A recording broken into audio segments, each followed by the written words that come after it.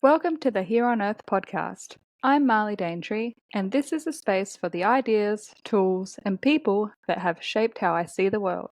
From health and parenting to self discovery and so called conspiracy theories, each episode offers something that supported my own journey. I'm glad you're here. This week's podcast guest is George from the Tin Men. He has a page widening perspectives around men, having uncomfortable conversations and sharing ugly truths, the unpopular other half of gender equality and men's mental health.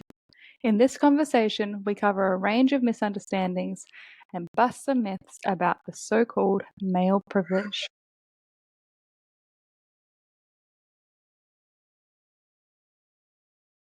All right. Hello, George. Thank you so much for joining me. I found out about you and your work through Instagram. I find myself being so moved by so many of your posts and really questioning everything that I thought I knew about male privilege and the patriarchy. So, for Wow. people who don't know you, could you introduce yourself and tell me a little bit about what is it that you do and how did you come to do it? Well, my name's George. I set up a page 5 years ago now called The Tin Men, which is essentially my best attempt at having an honest discussion about men and boys advocacy. Very, very much misunderstood area of political sort of discussion, often a very contentious and controversial one, especially when you talk about men's rights. And it is sort of mapping out my journey leaving feminism and trying to explore and write about why I consider the ugly side of gender equality, that one being about men and boys. So I'm very interested in talking to people like you. So I would love to hear more from you. I mean, about what you've learned, how maybe you've changed your mind and understand a broad gained what I hope is a broader political worldview outside of patriarchy theory and male privilege, on which there is some truth, but I feel like it's not the complete truth. Yeah, sure. So when I went to uni, like when I was in my early 20s and did women's studies and Oh, was like sort of considered myself a radical feminist. And um, I remember like I had experienced in my life like that there seemed to be a certain truth of like it was difficult being a woman. There were things about being female that were dangerous or hmm. troublesome or sort of that femininity was like shamed and things like that. So that all resonated. And I remember that I don't know, like the discourse was that was men's fault. And I sort of went along with that. Even though I had lots of male friends, I had, a nice dad, a nice brother. In my own work experience, I'd always worked with nice men and had really good bosses and things like that. So I had like this experience of most men that I knew, were imperfect, but they were trying to be a good man. Like you could see that was sort of, Mm. that they all had this compass that they were trying to be good. And that was like the opposite of what I was being told in uni. But then, yeah, so I guess I felt kind of conflicted between about that. And Yeah, then I remember learning about like women who were leading men's rights, I don't know, the rallies men's and rights things. And movement. Yeah. yeah, I thought it was so ridiculous. I was like, what are you doing? Like, what kind of feminist are you when you're out there looking after men? And then I had a son, and I was like, oh, like that for me was like, oh my God, like that's what Yeah. they're doing. Yeah. Yeah. I mean, I have a lot of mothers of sons, boy moms that have that exact same story. So you're certainly not alone. I mean, I went through a similar journey myself. I mean, I used to consider myself a feminist, but I just felt the more and more I talked to feminists about the so-called male experience, I just felt it didn't line up with my own experience or the Mm. experiences of my fellow male friends. And then I'd start reading the research, and that often didn't line up either. Or it wasn't that it didn't necessarily line up; it wasn't complete. There were just huge parts of the story missing from the feminist sort of script. And I just felt I can do a better job. And then I would try to have conversations, like genuinely well-meaning, good faith conversations, like just questioning other feminists. And I just couldn't. I was amazed at how poorly they would respond. Often they didn't have an answer, or often their answer was hostility towards me, or anger, or just complete denial. And I was just like, I don't think you have all the answers. I think I could do a better job. I didn't think I was losing anything by not being a feminist. I don't think I love women any less now.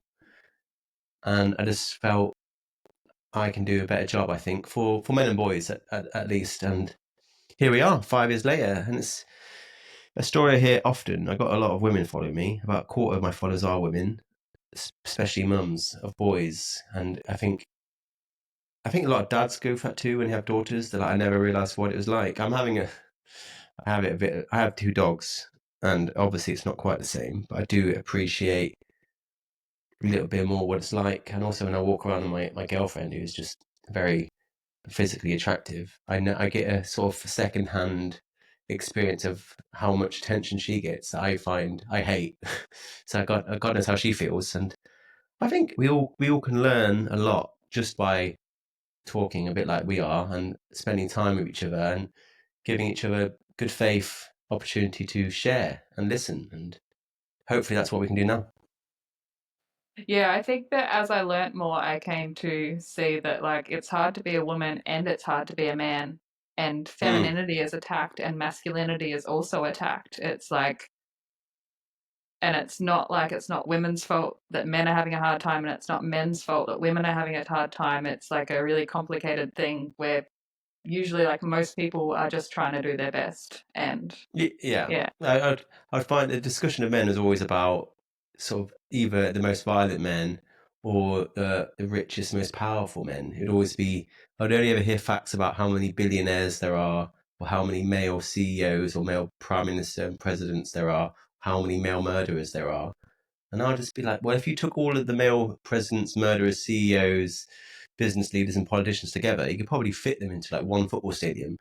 And there's 4 billion men in the world. That those men are a tiny percentage of all men, and it's not. I felt it just was not fair to judge all men on the actions and lifestyles of a tiny minority of hyper successful or extremely violent men, whom most men do not associate with and are appalled by.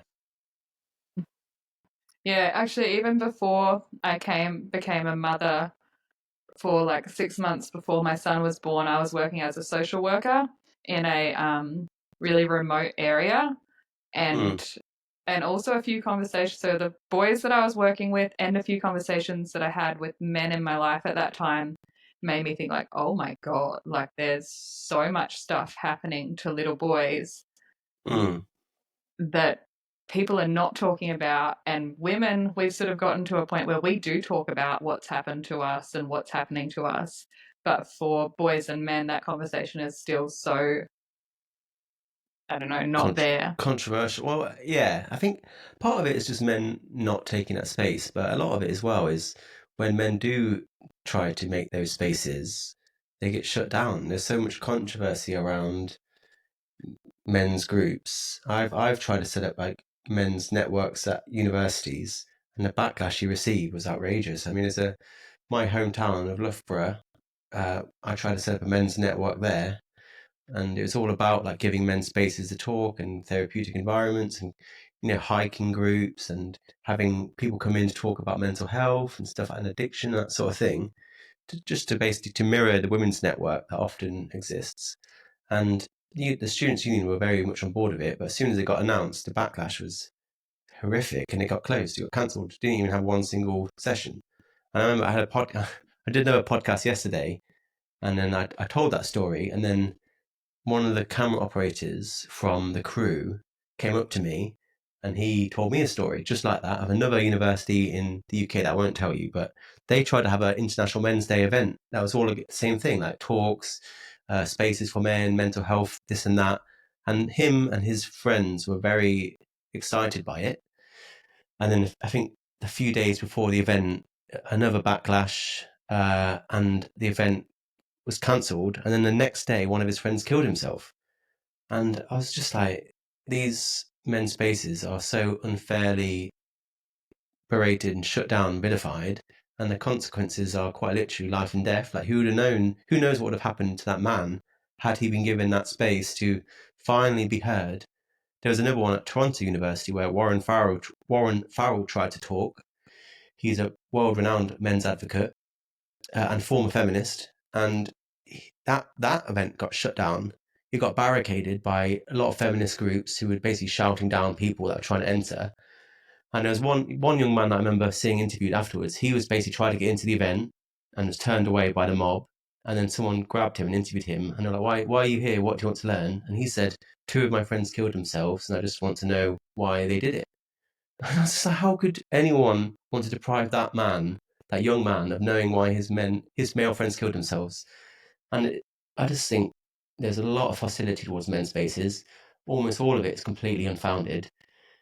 And that needs to be talked about, and we need to confront those people that are stopping these events from happening, because we all paid a price. I Mm. remember when I was at uni that people used to say, like, there's women's studies. Why is there no men's studies? And then the response was like, oh, all of history is men's studies. Like, it's all then, like, but of course, history is like, like you were saying about the millionaires. I don't know. It's like our history is probably written by the rich and the victorious. And what women's Yeah. studies is doing is looking at all the different women's stories, but there's no equivalent of that for men, where it's actually looking at, like, everyday men's experiences of what it's like to grow up in a male Well, body. it's interesting how they say that, because higher education, particularly in the West and in America, is absolutely dominated by women. It's nearly 2 women in higher education for every 1 man now, and women outnumber men in more than 2/3 of all university courses. Obviously, women studies most of all, and women have been ahead in education for my entire life. And women are now further ahead in education than men were 50 years ago. So if we're trying to close the gap between women and men in education, we've not closed it. It's actually now bigger than it was, but it's just the other way around.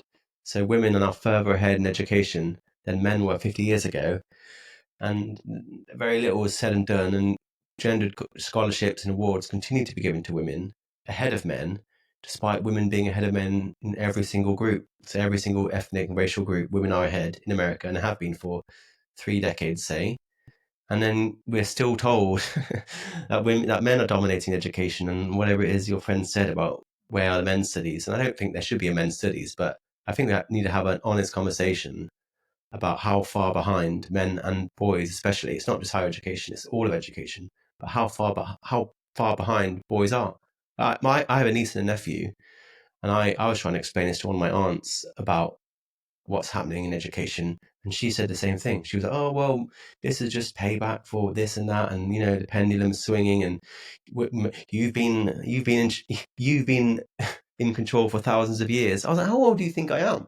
I'm not 1,000 years old." And I was like, "All you need to understand is that child is 75% more likely to go to university than that child, and being my niece is 75% more likely to go to university than my nephew." And I was like, how could you not care about that? That is enormous. And the interesting thing about the education gap, or the sad thing, is that there are obviously other gaps in education. We know private schools do better than public schools, and rural schools do better than city schools, and white students often do better than black students, and rich students do better than poor students. And although those gaps are not good, we can understand why they exist. But the gap between boys and girls is very different, because boys and girls come from the same family, go to the same schools in the same area, often have the same teachers, and girls do significantly better than boys. So, like my niece and nephew, they're more or less exactly the same, and yet she's going to probably do much better than he is. So there's a lot being said and no one talking about it, and the gap's getting bigger and bigger and bigger, and soon it's going to overtake the class divide, meaning that to be a boy is a bigger disadvantage than being poor. And no one's saying it. No one even knows that's true. So a lot of work to be done.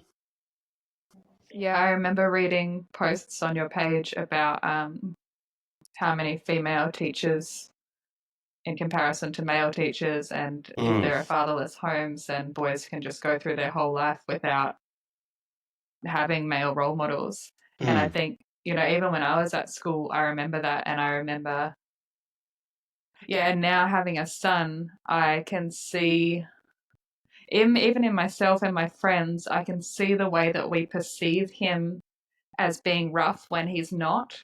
Or, Mm. and so I have a son and a daughter, and my daughter's the little one, and she often wears my son's clothes. And I started to notice that people, like if we went to the library or something, that people would be so much kinder to her if she wore a dress.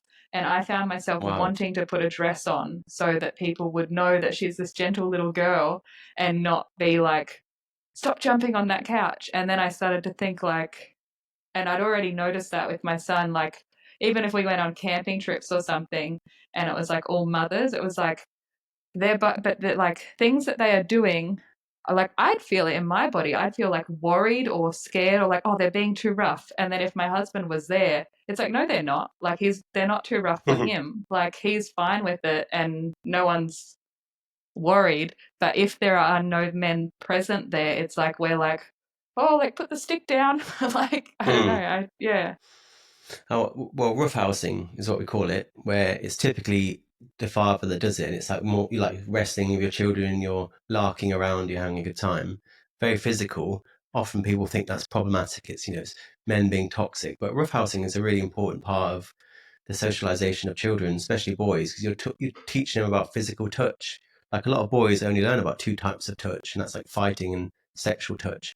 And obviously, there's a whole gamut of different types of physical and intimate behavior. And fathers often teach that to their children through wrestling and showing and helping children understand what boundaries are and what is and isn't okay. And I think it's a really, really important thing. And it's so sad that roughhousing is often vilified unfairly. And it's the same, like you're right. Like I think maybe only 20% of teachers are men.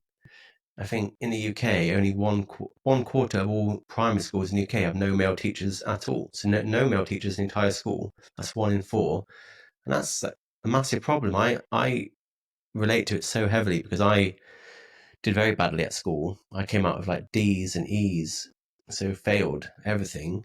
And I spent a long time thinking I was stupid, but I've learned I'm not stupid, and I feel in a lot of ways I was failed by my school in the sense that I was bored, I was disengaged, I was frustrated. Sitting down for several hours every day, quietly reading, didn't work for me, and I acted out, and then therefore I was a naughty child. I was a naughty boy, and I really want to encourage a lot of parents to, instead of seeing any child, but particularly boys, as naughty or misbehaving, try to see them as bored, disengaged, frustrated. Because that's what I was like. And I really wish my parents had thought a little bit more about maybe George isn't failing school, maybe school is failing George. And that's why I think having male teachers in classrooms is really helpful for boys because they're less likely to problematize boys' so called negative behavior. They're able to see it for what it is. Oh, that boy's not naughty. He's just disengaged. He doesn't like the way we're teaching him. And I don't think school does much for girls either. I don't think sitting down quietly for that long every day reading is great for them, but they seem to be able to tolerate it a lot better than boys can. And that's one of the reasons why they do better, I think. One of many reasons.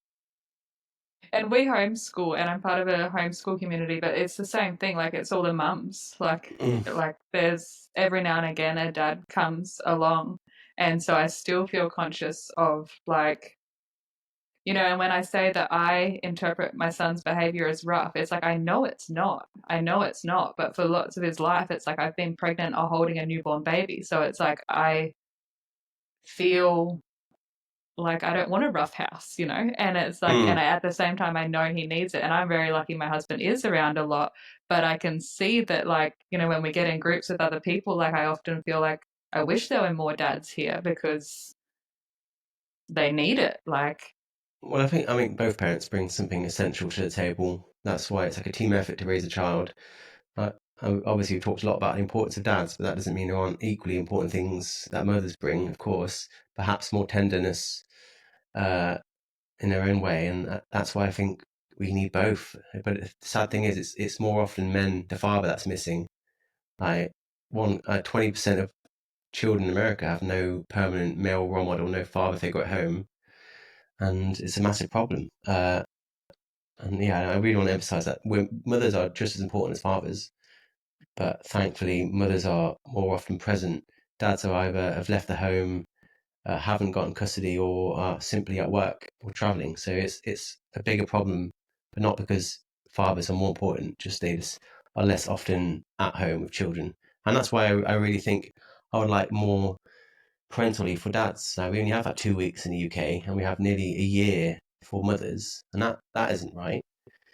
So I would love to have more paid parental leave for dads because I think that would benefit obviously the dad, the child too, and then also the mother who would be better supported, and she can return to work earlier perhaps. Mm. Yeah, totally. Everything that I say, I mean, I'm totally still, like think women are great and stuff. I just think that there's so many people that we already know that, we already say that, it's already talked about so much. Like, Yeah, I think, like, yeah, like obviously mothers are so important and children need their mothers desperately, sort of thing. But it's like that's known. And, again, like when I had my son, I constantly found myself thinking of him as mine. And mm. it would like come up in like, like my husband would be like, like I love him just as much as you do. And it was like, I know that intellectually, but that's not what I've been told. Like, that's not the story. The story is that, like, and yeah, maybe I seem awful admitting this, but it's like, I feel like, I don't know, it's like this given that mothers have more right over their children or something. And which is diametrically opposed, quite literally, to patriarchy theory. Like if you actually look at what patriarchy stands for, patri means father, archy means dominator or ruler. It basically means uh, ruler of the family. So you're saying that the father is the ruler of the family, and I just don't understand that anyone could honestly say that. Like my mum, my mum was very much the ruler of my family.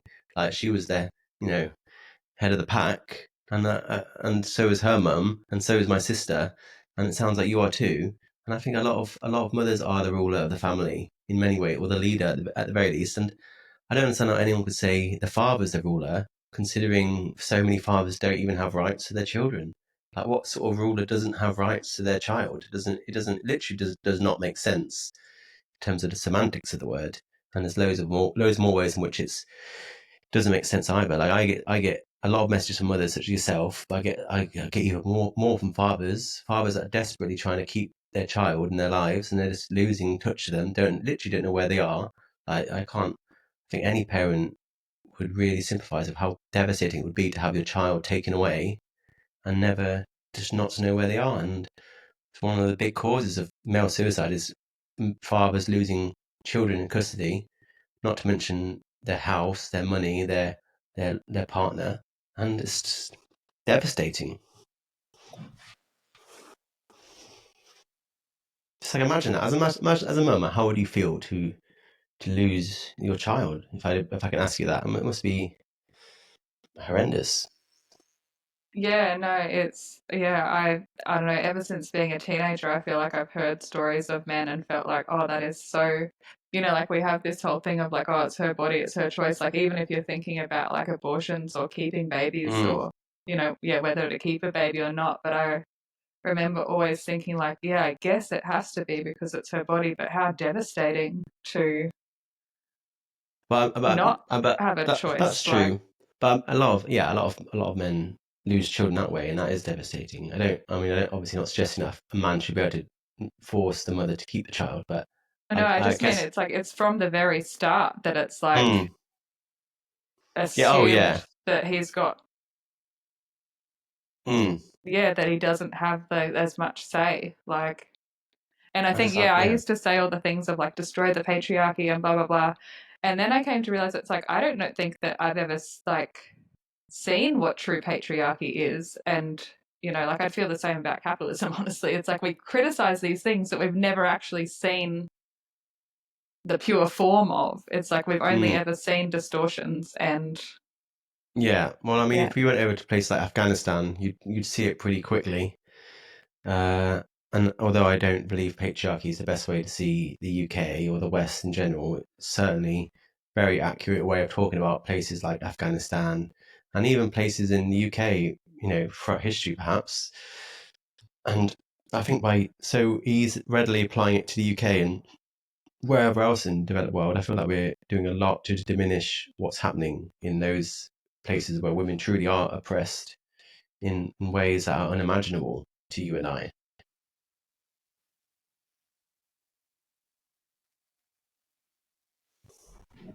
Yeah. My husband's from Pakistan, so I feel like he has a deeper sense of what it means for a man to be a leader and like of his family. And I think I Mm, probably don't always like mm. fulfill my part of it. But yeah, anyway, that's a whole Yeah, yeah. thing I of mean, like who should lead, should we be equal? I don't know. Oh, that's something that's coming up for me in lots of ways with like, I don't know if this is on topic, but yeah, should a man lead the family and should the parents lead the children? Like sometimes I feel like, oh yes, like we are the parents and we provide safety by creating the container, and sometimes I feel like who said that we get to determine their choices and their lives? Like, shouldn't they have, full say over everything as much as mm, possible with their age? Yeah. well, I mean, I'm not a parent, so I can only speak of some confidence, but I don't think it should be any leader of any family. I feel like it's a team effort, Mm. and mothers and fathers in different ways bring unique skills and perspectives, and both are valuable depending on what we're doing. Some days maybe the man leads, some days the woman might lead. It really is about just respecting the importance of both parents. And too often it's the father that is just diminished and not, I don't think, valued as often as mothers are. So it's, yeah, team effort, I think. Mm. I think another post of yours that had a big effect was when you did all the stories about domestic violence and showing that it's not the gendered issue we've been told, that it's like a generational, really complicated. Can you Mm. explain that a little bit? Well, one of the biggest causes of domestic violence, the most prevalent and least discussed cause, according to the founder of the family violence research, um, Murray Strauss, is hitting children. So sort of spanking children early in life as a means of correcting their misbehavior. I mean, first of all, studies have shown that spanking doesn't actually work long term in terms of correcting misbehavior at all. But more importantly, it teaches children that you can use physical violence to correct the misbehavior of people in your life. And that's essentially what a lot of domestic violence is, that you don't like the way your partner's acting. So you use physical violence to change that behavior. That's more or less what spanking children is. So there's a lot of research from very, very important pioneers of family violence that have found like spanking children is a really, really harmful thing in terms of increasing the likelihood that they're then going to use those lessons in a children see, children do sort of way on future partners. So it's certainly generational. Like women and children that experience not just spanking but abuse from parents or anyone, bullying or from any family member or siblings, they're far more likely to perpetuate that cycle down the line. That doesn't even feel like rocket science to me, and it's cyclical in the sense that often half of domestic violence or partner violence is bilateral, meaning both partners are feeding into a cycle of violence. It's not necessarily one partner and not the other; it's both. And that cycle starts quite mundane. Maybe it's raising your voice, and then it becomes shouting, and then shouting becomes a shove, and maybe a shove becomes a slap, and then a slap becomes a punch, and then you've arrived at partner violence. So cyclical in the sense that it goes round and round and round within relationships, and generational in the sense that it goes down relationships. And I'm really quoting someone. You mentioned how why is it women that are leading the men's rights movement, and one of those women is someone called Erin Pitsey, who is an absolute national treasure, and she opened the first abuse shelter anywhere in the world for women in London. And when she opened that shelter, she realized straight away that half of these women, 60 of the first 100 women that came to her, were just as violent as the men they were leaving. And she tried to open a refuge for men to help those men. And a bit like what we talked about with the Students' Union, her life was destroyed. She was harassed and heckled and picketed and threatened and had, threatening phone calls and um, bomb threats and stuff like that. And her life was destroyed, and she became like a shadow of the domestic violence industry.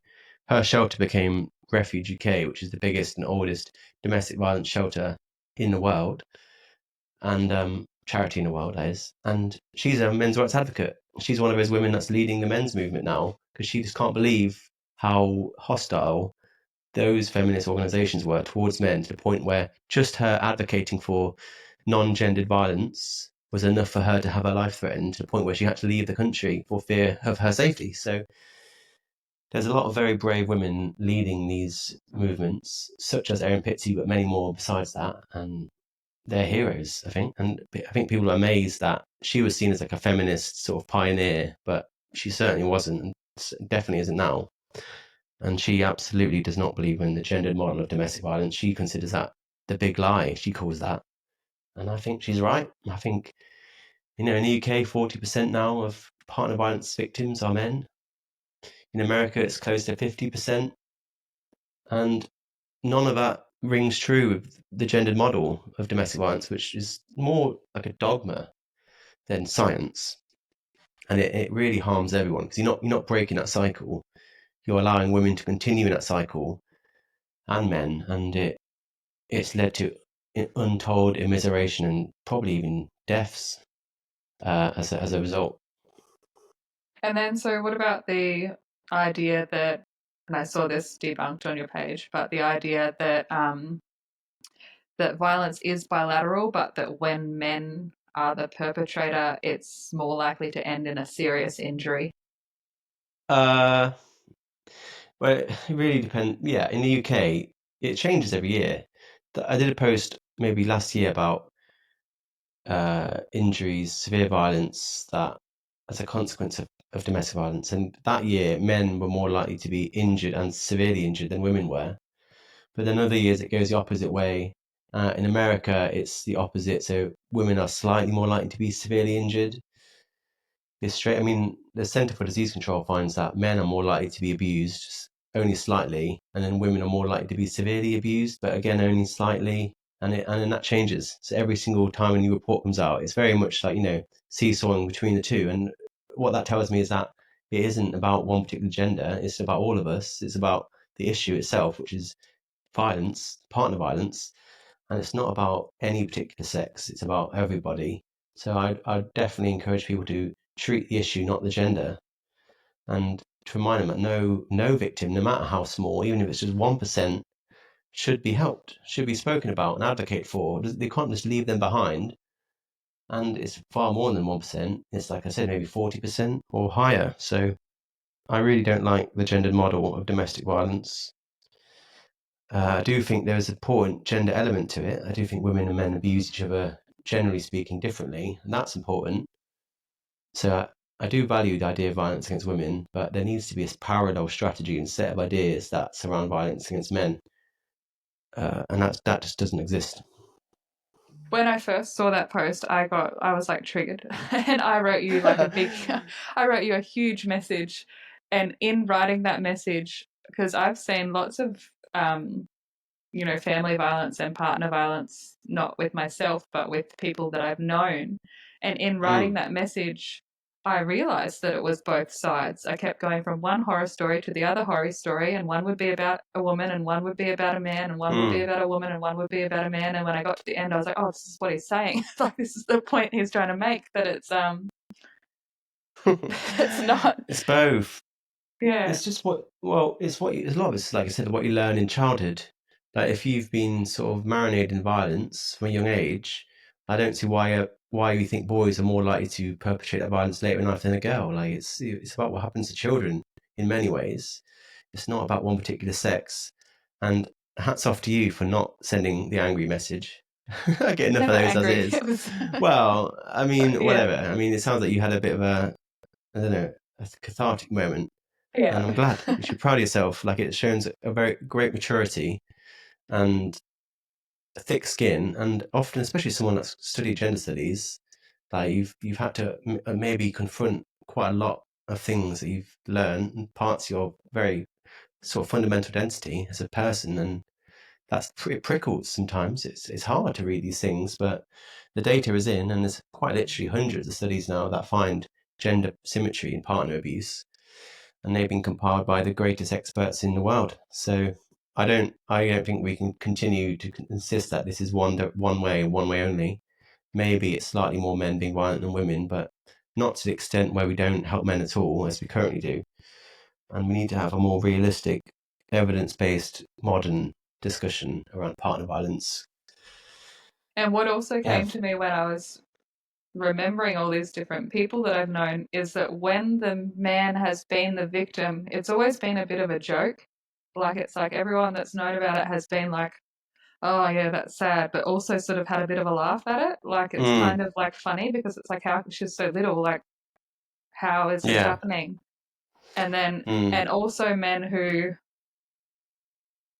have been really injured and she's not taken him to hospital or things like that. This so it's like he's sort of hurt himself, but then she mm, hasn't called an ambulance, and like these sort of mm, complicated situations where she might not be actually hurting him, but he ends up very hurt. yeah.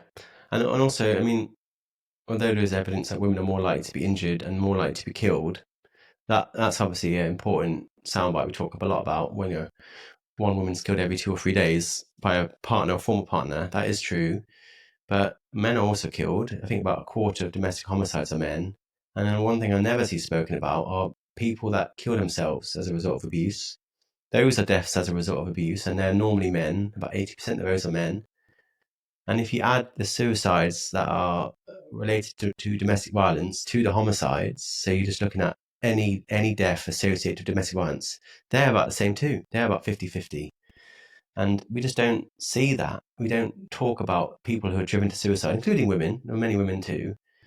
And we just don't talk about it. And I don't know, I just don't know what we're going to say in 10 or 20 years' time when we see this more clearly and we're like, I can't believe we allowed this to go on. We looked the other way and so many people were dying, having their lives immiserated, how we left it off. I have a friend who runs the only charity supporting male victims of abuse in the UK called Mankind. And he did one of those sort of stunts where he secretly filmed two people, a man and a woman, walking through maybe London, and it starts off where like the man's like getting aggressive to the woman, like he's like pushing her, he's acting in a violent way, doesn't actually hit her, and everyone all around him get involved and, but you can't do that. They jump in quite literally to protect the woman, and then the next day they come back, same two people, same space, and she's being violent. She's hitting him, pushing him, grabbing his hair, yelling in his face, and he looks terrified. And people are literally laughing. People are pointing and Mm. laughing, like, and I was like, how could you say we normalize violence against women? And look at that. I think we know that's intuitively true. I think we would all see a woman being violent towards a man as less important than the opposite, and that's something we all need to confront. And it's I don't think one is fine at all. I think they're both serious, and it also by laughing off that violent woman, we're also leaving her vulnerable to him finally striking back. Like if we're gonna laugh at that, eventually he's gonna hit her back, and then what? Then we cause damage to both partners. So everybody loses, I think. Yeah, totally. That was another thing I was thinking, like in my, I don't know, desire that women do not get hurt. I would also say, like, well, don't hit him. Like, I remember as a little kid feeling like, Mm, duh, like, if you mm, don't want to get hit, don't hit people because you're putting mm. yourself in a lot of danger by doing that. Like, you're Yeah, creating a situation that could escalate really yeah, and badly.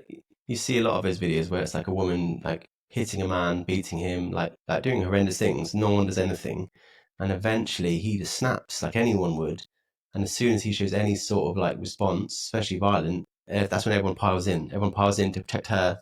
And I just don't like he did nothing when she was assaulting him, but as soon as he finally breaks, as anyone would, uh, finally the cavalry arrive. So it's like I said, that's why it's important to break the cycle rather than play some sort of gender war where it's about protecting one side, not the other. It's about just stopping the violence, full stop. And yeah, we just seem to laugh it off. But we just and so many times on TV you would see a woman slapping a man in the face all the time, and it's just like you wouldn't that would not go down the same if a man hit her, like slapped her on the face. Everyone would be like, wow. So it's you see it everywhere, and I don't believe we normalise violence against women more than we do against men. I think it's often the opposite. And like you see it, like right, even in prison, even men that have done horrendous things to women, when they go to prison, like they're not celebrated, they're in danger. So you would have thought if it was normalized, they would be welcome. But even in prison, in the space where we see the people that have done the most harm, they're in danger and they have to be separated. So I don't believe we fundamentally normalize violence against women. In fact, if any violence is normalized, it's surely violence against men, particularly by women. I think another thing in some of your posts is um, the idea that little boys can't go to shelters. And I saw this in my Mm, work, and it was one of the most shocking things to me. Like, yeah, I lived in this community where there was violence and there was a women's shelter, but there was no men's shelter. hmm. And I think the cutoff age was 7, that boys over 7 couldn't go. And I remember, like, in this place, there used to be huge fights that would break out, like family fights, and the women would run. And I used to, like, my heart would just break thinking of those little boys that are left to, either take the brunt of it or to become part of it. Like, Mm. and also as a mother to choose between saving yourself and betraying your son. And that then what what will he think when you come back? Who will he become? Like, if his mother has betrayed him so deeply, what kind of man will he become? Like, Well, more often a violent one. Like there's loads of there's another woman that I talk to often, spoke to her today actually, who follows me, and she was on the board of a large domestic violence shelter in the UK, like a board of directors, and she quit overseeing that because there was a young boy, perhaps slightly older than the one you talked about, 7, I think maybe he was 10, and they threw him out of the shelter. So he was a victim of abuse, taking shelter in a refuge, and just because he was a boy, his daughter, who was even older, was allowed to stay, rightly so, but he was sent home. He was sent home to the violent household, where he only increasing the chance that he's then going to continue that cycle of violence.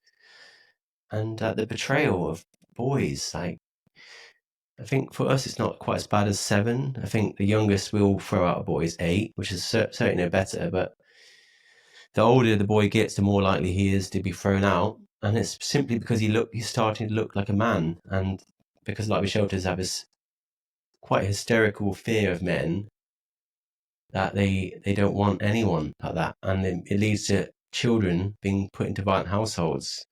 And I just don't know how anyone could ever excuse sending a child out of a shelter for really no reason whatsoever. And obviously men aren't allowed in shelters, of course. There are very few, if any, shelters for men. Probably about 2 or 3% of all shelters will support men, and the ones that do often don't accept children either. So men stay. I'd rather the biggest reason for men not leaving, seeking shelter is because they don't want to leave their child, and they can't take the child to the shelter. And so they, like you said, they have to either choose between saving themselves or leaving their child. And usually they stay. They would rather experience the abuse if it means they can protect their child. So it's bleak. It's horrible. It's just horrendous. And like I said, and once the dust is settled and we look back at these times, there's going to be, I don't know, there's going to be some heads hanging in shame. There's blood on people's hands already. And I cannot understand how anyone could excuse any of these things, especially a child. Like, what is up with that? no, it's really sad.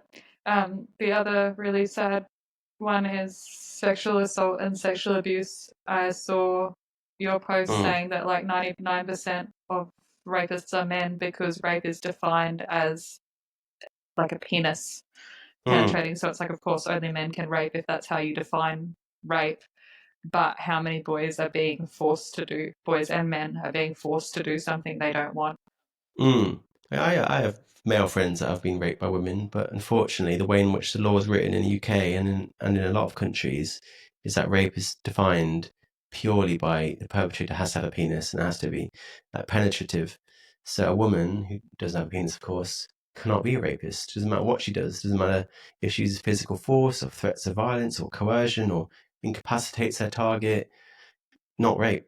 And that basically leads to those men not being seen in the law, not being captured in academia. We simply do not know in the UK how many men have had those experiences. I mean, I obviously there's anecdotes like mine and my friends, but as a society, we simply do not know, and that leads to very misleading statistics. A bit like what I talked about earlier about how one-sided a lot of these feminist stats are, which tells us 98%, 99% of rapists are men, and that is actually, of course, that's true.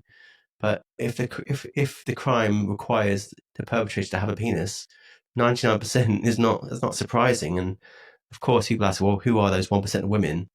And that those are women that act as an accomplice, helping a man rape another man or a woman. So really, the only way a woman can be found guilty of rape is if she acts in a joint venture alongside another man. But on her own, it's legally impossible for her to commit rape. That's in lots of countries. In America, they changed it.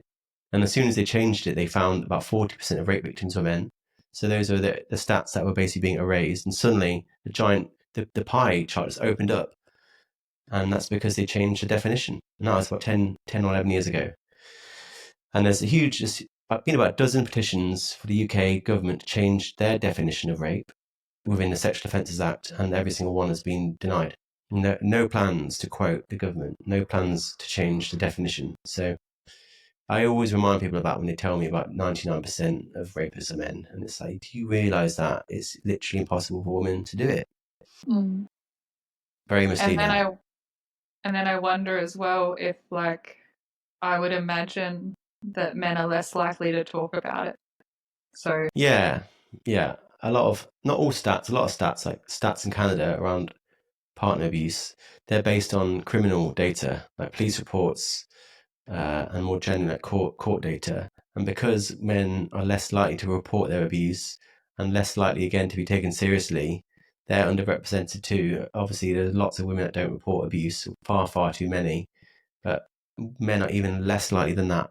And a lot of data is based on police reports. So you'll read something like a lot of a lot of the feminist organizations will use that data, and you just know exactly why they're doing it. They'll say 88% of criminal convictions of domestic violence are against men. And it's just like anyone that would apply a little bit of common sense would know, like, criminal convictions are going to slant more towards women. So you've got to use surveys. So the CDC uses a survey, the Office for National Statistics uses a survey, and surveys are so much better than criminal data because they are proactively calling people up and asking them about their experiences rather than relying on sort of third-party police data and criminal data. It's just that's why in Canada, for example, 1 in 3 victims of abuse is a man. In America, 1 in 2. So that's the difference because the American data is based on surveys, and the Canadian data is based on criminal data and police reports. mm, and back to the domestic violence, I was also just thinking about not like physical violence, but sort of controlling behaviors. And like even as a teenager, I remember that there were heaps of girlfriends that like didn't let their boyfriends smoke or didn't let their boyfriends talk to so and so or go here, and they comment Mm. like regularly checked their phones and stuff, and all these things that if a guy was doing it to a girl, it was acknowledged that that was weird and controlling. But so many girls did that to their boyfriends, and it was just normal. Normal. Yeah. Yeah, totally normal. And just a lot of it is. And we are slowly broadening our understanding of domestic abuse away from just being physical violence to look at things like coercion, financial abuse, psychological abuse. Abuse by proxy is another one, which is essentially where you use the courts to abuse someone, often by taking away someone's child. So during a divorce, one partner might abuse the other by basically spreading rumors around the child to basically remove custody from the other parent, which is a horrendous thing to do. And then you got parental alienation on top of that, which is where, not necessarily in court, but one parent will try and turn the child against the other. They'll be like, well, your father's a deadbeat, or your mother's this, and you're basically abusing the partner through a third party, either the child or the family courts, and that's horrendous too. So I'm grateful that we're expanding these definitions, and I think if people looked at it more broadly, like you said, like crudely, if you see a woman doing something to a man, and you ask yourself, if this was the other way around, would I feel differently? I think those are the questions we need to start asking ourselves. And once we start asking that, I think we'll realize that there's been a massive portion of violence and abuse in general that we just don't see. we do see it, and it just doesn't. We don't recognize it as abuse. We see it as like a joke, or we roll our eyes, or he deserved it, or it's not that serious, or things like that. So there's homework to be done, I think, for all your listeners and everyone to ask ourselves: Are we really seeing the full picture here? And another one of those situations of like, if you swap it, is it weird? I remember being at a bank one day, and I was with my son and my daughter, and I knew the people that worked there, and we had a common friend. And anyway, something came up, and they made this joke about like stupid man, and I was just horrified. I was like, my son is sitting here. Like, how, like, I was so shocked. And I remember thinking, like, if two men made a joke about women being stupid in front of a little girl, maybe 50 years ago or something, sure. But like now, everyone would know, like, Mm, that's not okay. That's weird and creepy, and you don't do that. Like, but still, often you hear women joke about men in front of little boys. And mm. yeah. Well, not even just in real life, but all over TV. There are Mm. so many like TV sitcoms where the dad is just an absolute idiot, like completely inept clown. Like he's constantly almost killing himself with a child through acts of sort of incompetence. Like the Homer Simpson, the Peter Griffin, the Hal. Like the endless amounts of doofus dads. And if you just look at it again, like just watch next time watch a sitcom, you'll just see this clownish, oafish dad, like just no respect paid whatsoever. And opposite that, you'd have like a very anxious, often angry mother, which is also quite a harmful stereotype too. And in the UK, the Advertising Standards Authority have actually got involved because it got so out of hand, this inept dad trope that's just used in almost every advert you see. And they've started to ban adverts. There's an advert where dad is in a sushi bar and he puts his baby down and he puts it onto the conveyor belt and the baby's taken away and he's like, oh, and they banned it because it got so out of hand. Like that's all you see, and it's strange how we constantly ask dads to do more at home for families, and I understand, and they are, but there was so little respect for them. So I'd always say, Mm. if you want men to take equal responsibility, you need to give them equal respect, and you need to give them equal rights. You can't ask for one about the other.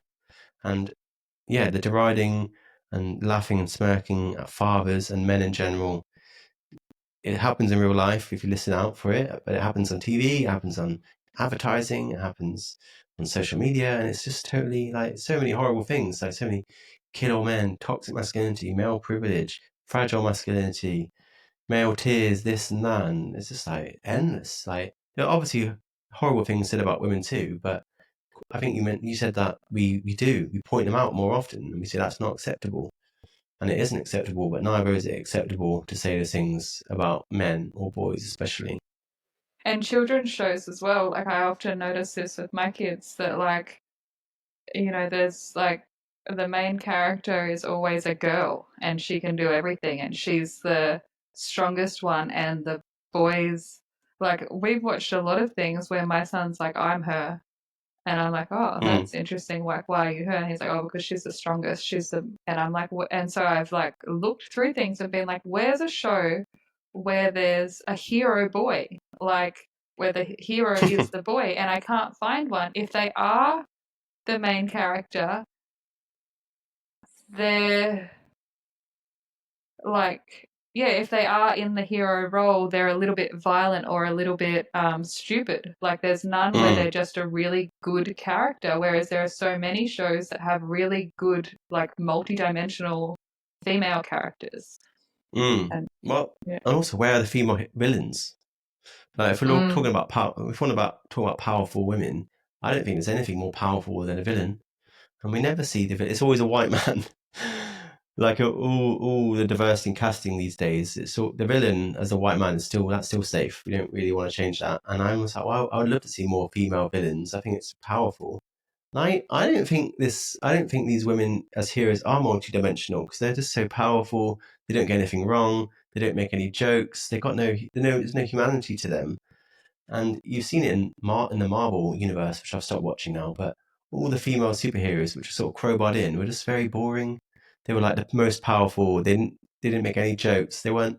If you look at the male superheroes like Thor, he became an alcoholic. He fell off the horse. He went away, gained loads of weight. He was making jokes. He's humorous. He was very lovable.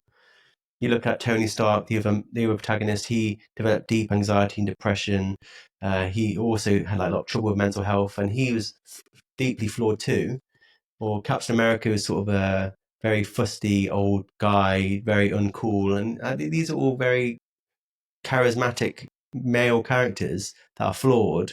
And you're right, they're not the most powerful, but that's why I like them the more, because they're more human. Whereas the female characters were just 10 out of 10 on the power scale, and there was no flaw. They weren't flawed at all, and they certainly no jokes were made at their expense. And I just found it kind of boring. And I just feel like that's kind of a dim view of women, where you're just seeing them as perfect, pristine, like angels that can't be sort of criticized, and very shallow. I felt I didn't find them particularly deep at all.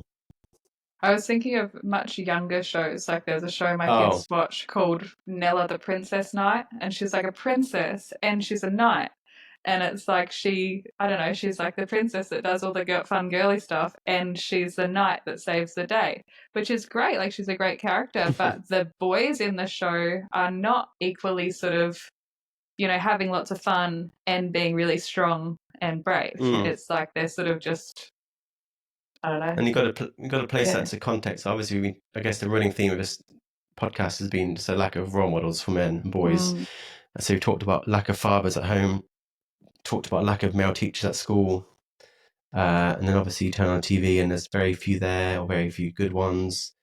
And then we all scratch our heads as to why young men and boys go and follow people like Andrew Tate. And it's because he's really the only one that is talking positively about masculinity. The problem is he's doing it in a way that is a grift. I think he's exploiting young men and boys, and I don't like him whatsoever. But he represents a huge vacuum of positive male role models and positive attitude towards masculinity in general. He's just stepped into that. He's stepped into that vacuum, uh, and men and boys are just following him in record numbers. Like he's the fastest growing influencer of all time, and I think there's a bigger picture to that, and he represents how much we failed those boys.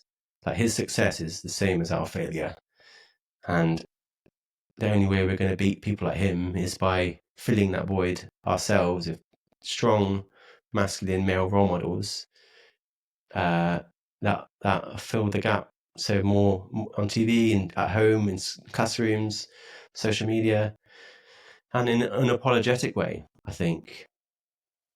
mm. Mm.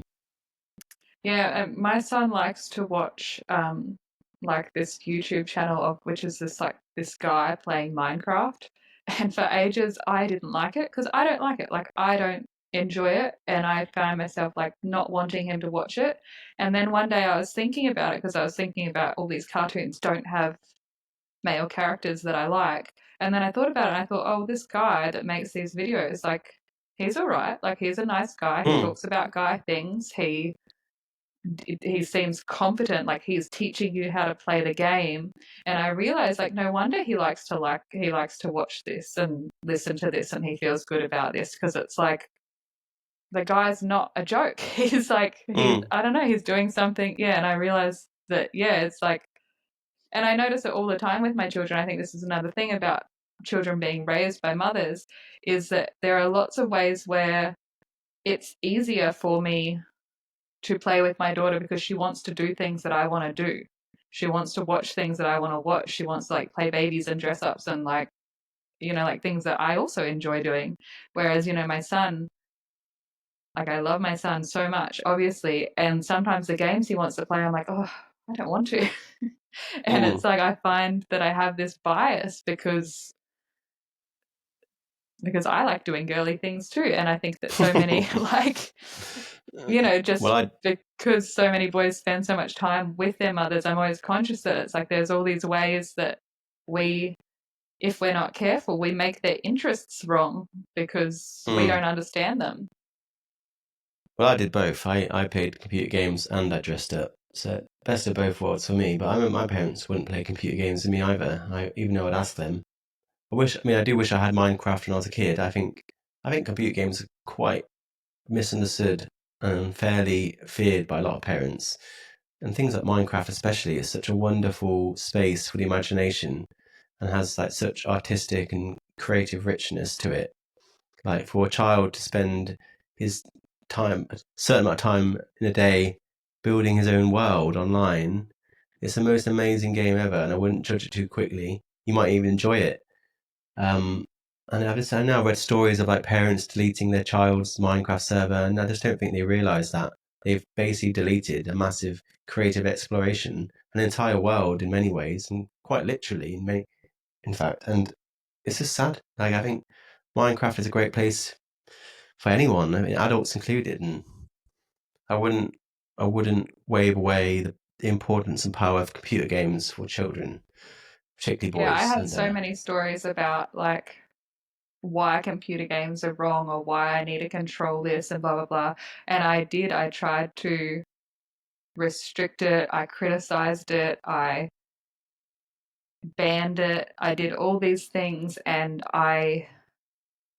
mm, I really noticed like a really strong reaction.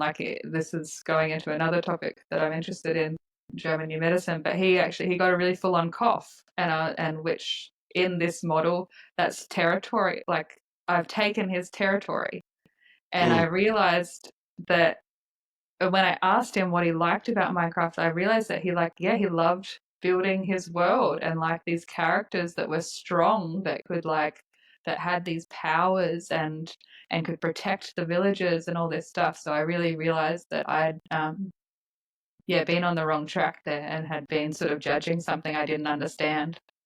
I think it's totally normal. I think a lot of parents like that, and it always comes from a good place. And I would say there are certain times where parents should intervene. Like, quote my mum, she always said everything in moderation, and I think the same is true for games.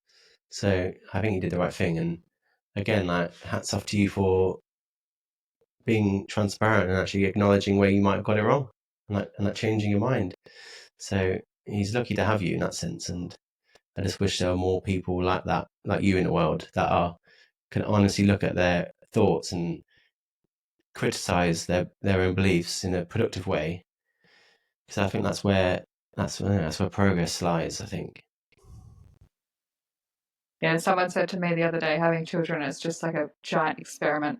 You try one thing, you realize it's wrong. You try another thing, you realize that's wrong, and you just keep adjusting, hoping that you get it somewhere right. Yeah, no one gets it right. Unfortunately, everyone's trying their best. That's all you can do. A couple of other things I thought of as sort of like male privilege myths, and also things that I used to say all the time. So medication is not tested on women, and that's a sign of sexism. Ah, there's always a kernel of truth in them, though. That is true. It's true for people were referencing the FDA, which tests drugs in America, and they did bar women from drug trials. But what no one ever said, you'll see that as a catchphrase: women weren't included in drug trials, but it was only for a certain amount of time, and it was only the first two phases of drug trials, not the third. So the first two are the most risky, and it was only women of childbearing potential. And basically, they were trying to protect women who could be pregnant from taking untested drugs, because 10 years before that law came in was the thalidomide scandal, where, as we all know, lots of women, pregnant women, were taking thalidomide. I think it was to combat nausea.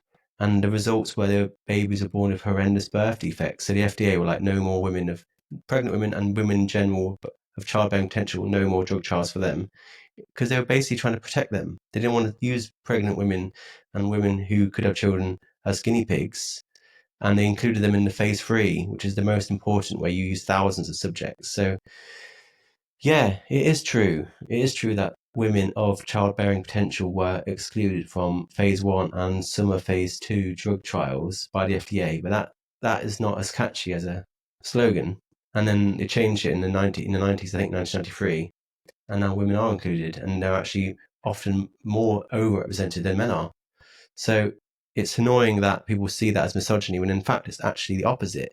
Like if you actually look at a guinea pig, to be used as a guinea pig as men were on drug trials, I think they're the ones that were unfairly treated. And if it was the other way around, where we only use women for drug trials, I think people would be saying the opposite.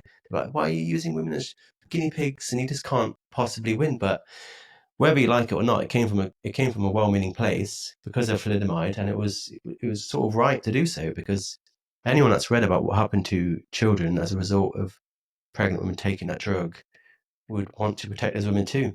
So not the same anymore now. We've changed it all, but it's one of those things that's just fundamentally misunderstood and creates a lot of fear and anxiety, and is deeply manipulative in many ways. Mm. Yeah, so another one, like the wage gap, that men get paid more than women. Okay. Yeah. Yeah. Well, yes. If you look at the average man versus the average woman, in many places, women are paid less than men. But that does not account for things like hours worked. So men work more hours, they'll get paid more, as anyone would. Men work more dangerous jobs. Men work different, more highly paid jobs in general. And most of all, men don't take as much child leave off as women do. So when the big gap is between mothers and fathers, there isn't really any gap between single mothers, single women, single men. The gap is between mothers and fathers because mothers take more time away from work. Fathers go back to work. I said earlier, fathers have 2 weeks off in the UK and mothers have a year. So my sister took a year off work and my brother-in-law took 2 weeks. So obviously he's going to keep getting paid more. He's going to continue along that career trajectory, more promotions, more pay rises. He's probably going to work overtime to help support the family. And in that sense, that the pay gap is actually representing men wanting to earn more to support their families, whereas it's been twisted into this idea that women are paid less for the same work and they're not. And if you actually look at the data, Corn Ferry Pay Index, which is the biggest study of gender pay gap in the world, we're talking like millions of people included.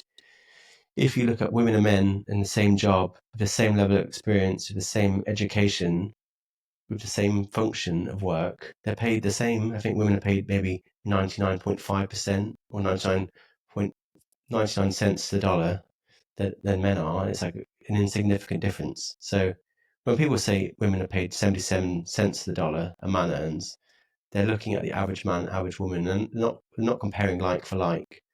And again, it's like, yeah, that is true, but the reason why it's true is that you're not looking at it honestly. So, and I just don't think that's very kind to women. I don't think it's nice to tell women that you're never going to earn the same as a man, despite how talented you are. When in fact, we all live in a time where prosperity and opportunity have never been greater. It's a great time to be alive for a woman.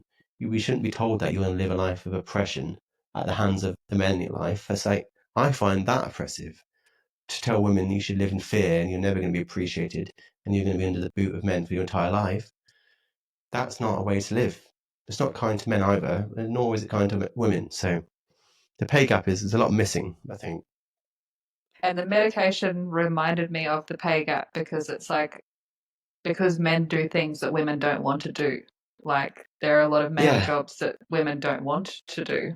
Like, yeah. Well, we've got like the biggest pay gap lawsuit in history happening in the UK right now at a big supermarket called Asda, where people on the shop floor, who are mostly women, want to get paid the same as the people in the warehouses, who are mostly men. And those are not the same jobs. To work in a warehouse is obviously longer, more unsociable hours, often out of the city. I'd say it's more physically hard work, more dangerous, certainly, and they should get paid more. Whereas if you work in a shop, it's also difficult, but at least you're working in a local environment. Uh, you're working less long hours and more social hours, and it's not as dangerous and it's not as physically laborious, so you don't get paid the same. But they're arguing they should get paid the same, and it sounds like they're going to win, which is crazy. But mm, you've got to understand that men just work more dangerous jobs often, more less social hours, longer hours, less childcare, more willing to travel to work, and those people get paid more, and they should get paid more. But a woman working on the warehouse is paid the same as a man, and a man working on the shop floor is paid the same as a woman. So therefore, the pay gap doesn't exist, at least in the way that so many people suggest that it does. yeah. And when I met my husband, I was quite sort of, I was still really into my feminism. But I remember just thinking to myself, like, his life doesn't seem easier than mine. Like, it seems Mm. much harder. And, same, I think, in parenting, it's like, parenting's hard, everyone's tired. It's easy to sort of feel like the other person is having more fun than you.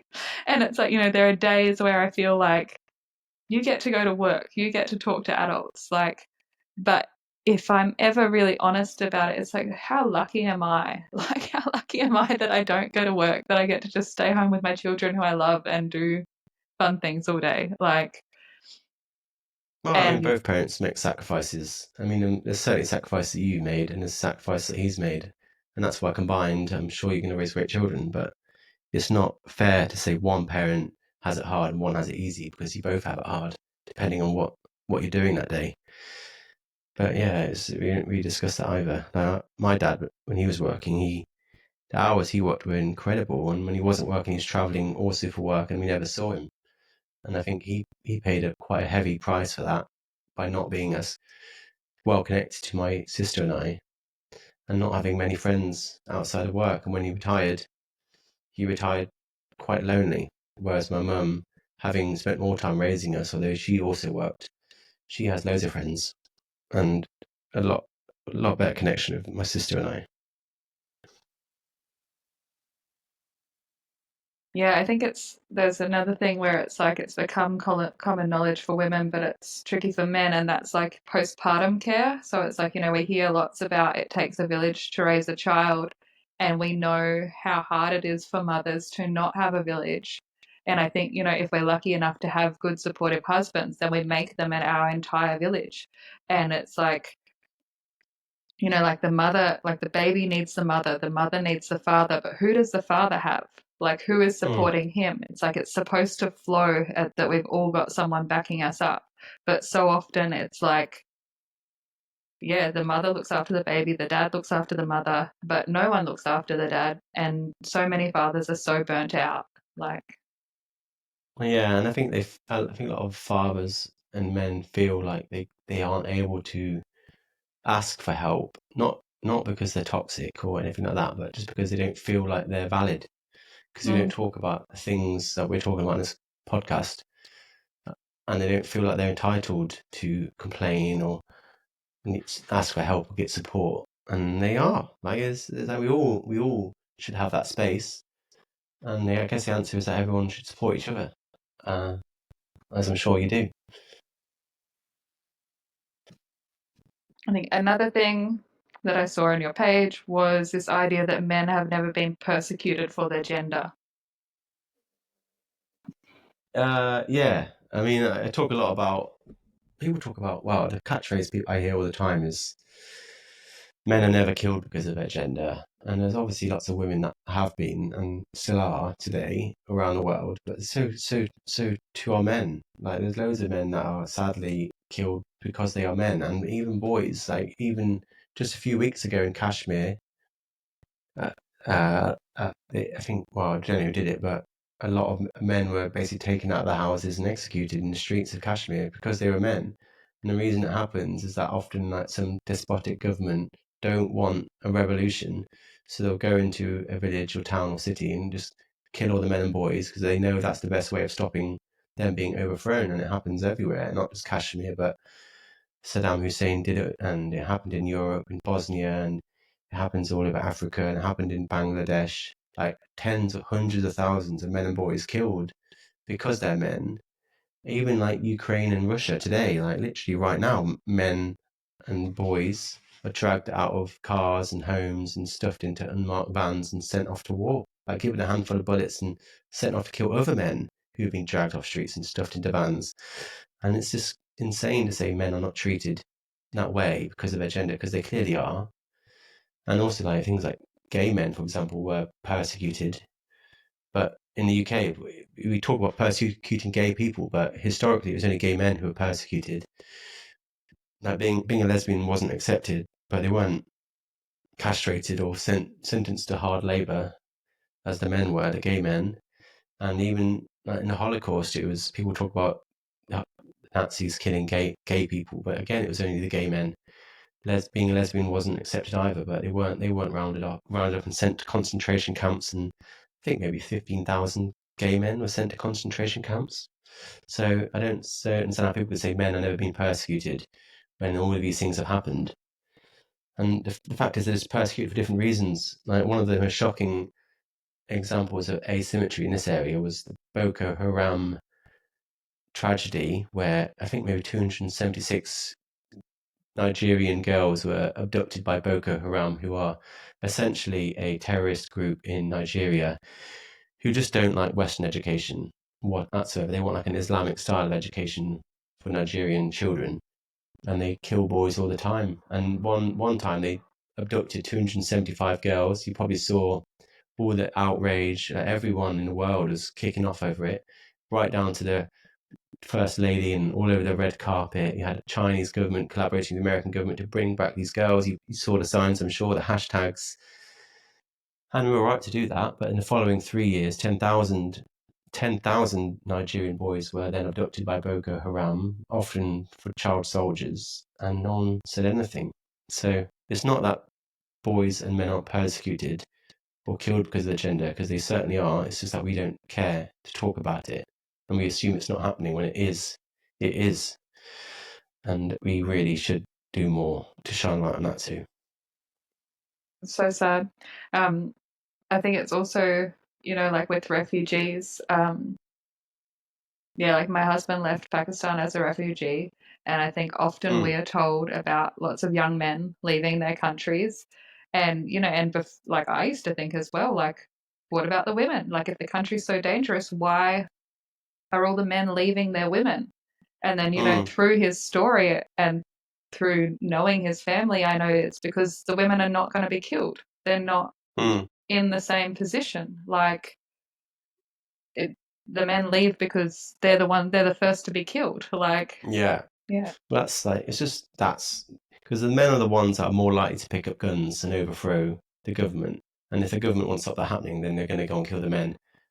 I'm sure your husband will know a lot more than I about Kashmir, because Kashmir is basically a part of the world that's being torn apart by Pakistan and India. They're both claiming it's theirs. Kashmir saying we're independent, and basically all different parties go in and just killing, abducting, disappearing men and boys. It's the most militarized zone in the world, even more than Gaza. And there are what they call half widows. It's the greatest concentration of half widows in the world too. And that's basically a bunch of women that don't know whether their husband is alive or dead. He's just not there. He's disappeared. He went to work and never came back. That's Kashmir, and that's, I think, maybe 10,000 men and boys have disappeared over the past 20 years or so. So yeah, Mm. I mean, I'd love to hear from him about that. Yeah, it's so, so sad. And I think just all the stories, like in every culture, stories of war, just so many young men sent to war. And Mm. yeah.